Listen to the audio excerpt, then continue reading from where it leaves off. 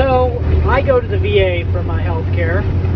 It's government health care, you know, what everybody apparently wants. I love the VA because it is inexpensive. Like, I do have to pay a copay, but for the most part it's very inexpensive, and I like the fact that you kind of have to take care of yourself when the VA is your healthcare provider. Now, most people I don't think would be very cool with that. Like, most people want to get taken care of by their healthcare provider. I don't.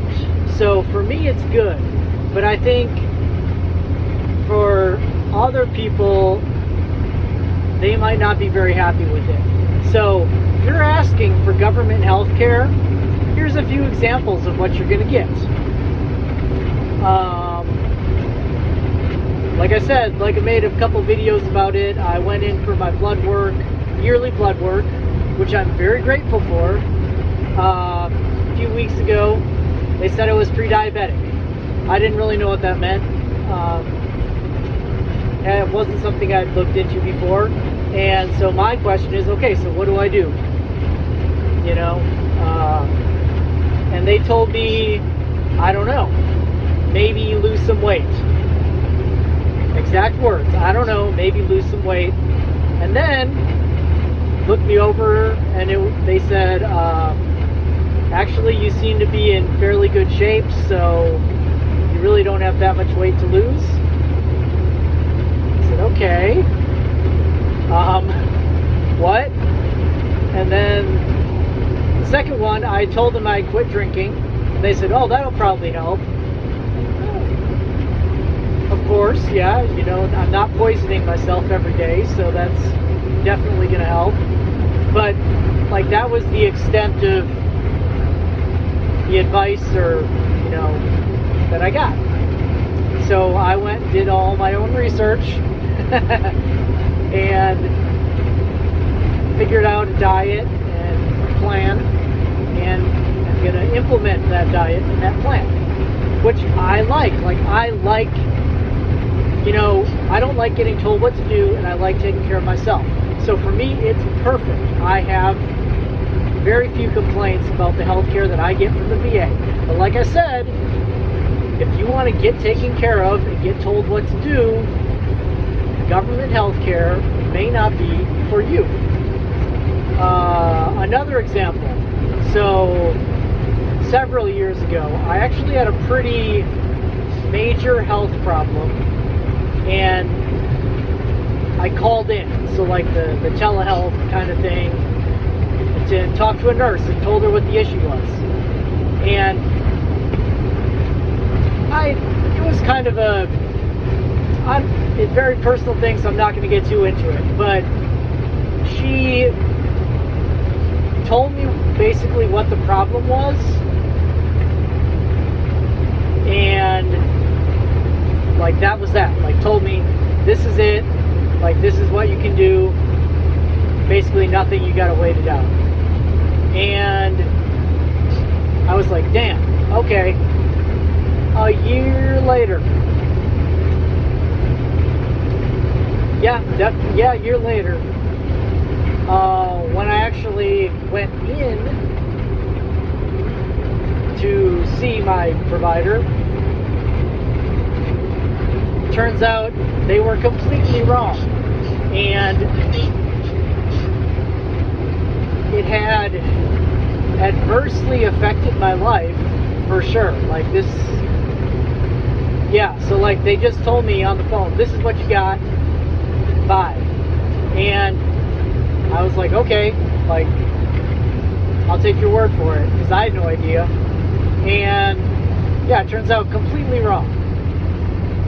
And yeah, like I said, it kind of adversely affected me. So, and for me, like, that's a risk that I'm willing to take for cheap co-pays. You know, for me, it's, you know, it's not a big deal. Like, it is what it is. So, but yeah, if you think government healthcare is the way to go, and you're going to get taken care of, and you know it's going to be wonderful. Think again. So another government healthcare story. When I was in the military, it was in Iraq, and I was super sick. Like, something was seriously wrong. And so I kept going to the doctor, the sick call, and like they'd give me an IV for dehydration because I probably was dehydrated. And they kept accusing me of faking it because, like, to not go to work that day or not do PT that day or something. Like, literally straight to my face were like, accused me. They were like, they didn't think I was actually sick. They thought I was just faking it to get out of work. Turns out I had this like bird flu thing and I literally almost died. Like, they had to fly me to Germany and stuff like to get me fixed up. And now granted, when I came back, they apologized and said, hey, we're really sorry, like we thought you were just faking it. Like, I knew I wasn't, like, so yeah. That's another one. Government healthcare. Yay.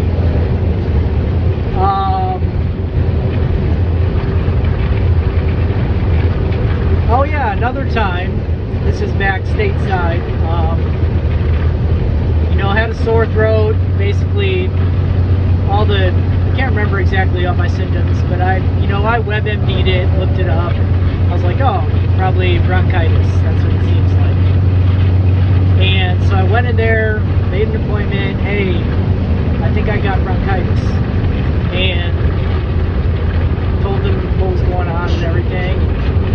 They gave me some medicine, and I was like, wait, you guys don't want to actually check or do a test or stuff? They're like, nah, we believe you. Okay. So yeah, government healthcare. Like I said, I like it. I'm cool with it. Like, I love flying by the seat of my pants. I like having to be in charge of my own shit. But if that's not for you, you might want to think twice about government healthcare. And so why is government healthcare the way it is, like the VA and military healthcare?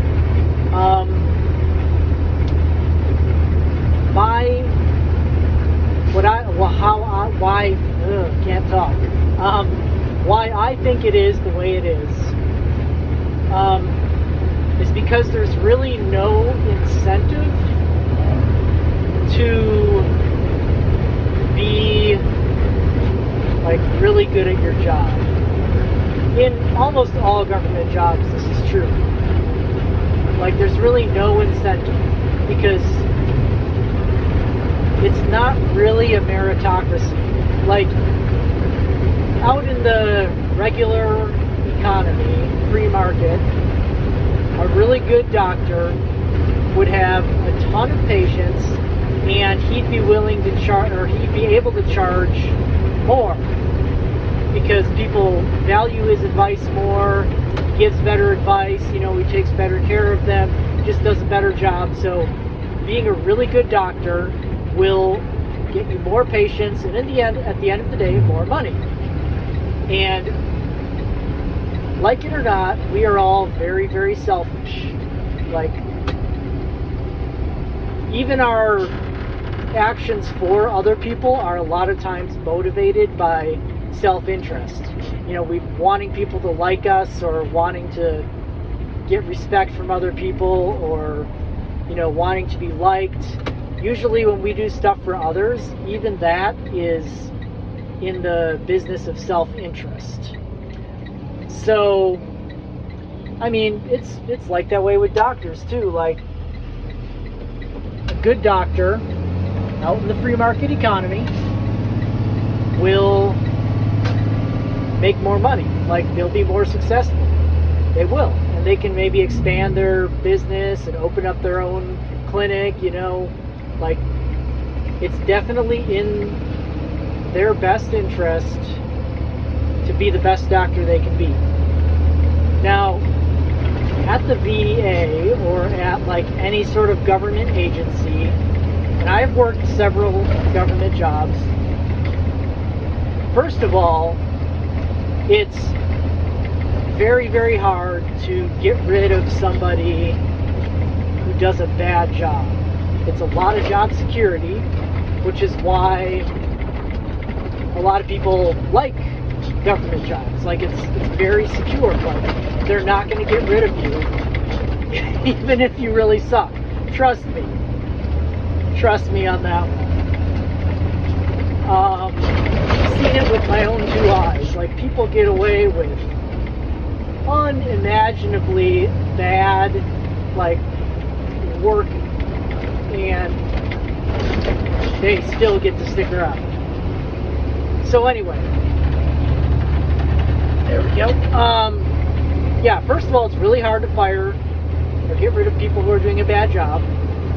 And second of all, there's not really any incentive to do a really good job, because promotions, are almost always based on seniority. So, for example, like, the next person in line to get promoted is usually the person who's been there the longest. Now, there is a human element. Like, you can make decisions. Like, if somebody's been there a really long time, but they really aren't, like, they ain't it, like, they probably won't get promoted. But for the most part, everything is based on just seniority. And your work day is just based on hours. So you can't really work extra time and make extra money. You don't do a better job and make extra money. You don't do a better job and get promoted. Like, it's all, everything is like, there's a rule and a procedure for everything. And the little things like taking better care of somebody, like, kind of get taken into consideration, but for the most part, like I said, it's just procedures, it's numbers, and they do that for a reason, but it's not necessarily a meritocracy. Like, the people who do a really good job don't necessarily get a benefit from that, and the people who do a really bad job don't necessarily get punished for that. So the only motivation you really have is just to show up to work and do the bare minimum. Now, there are always going to be those people, the outliers, the real high achievers, who really care. And that's never going to change. Like, there's always going to be those people. And they usually do end up kind of rising to the top.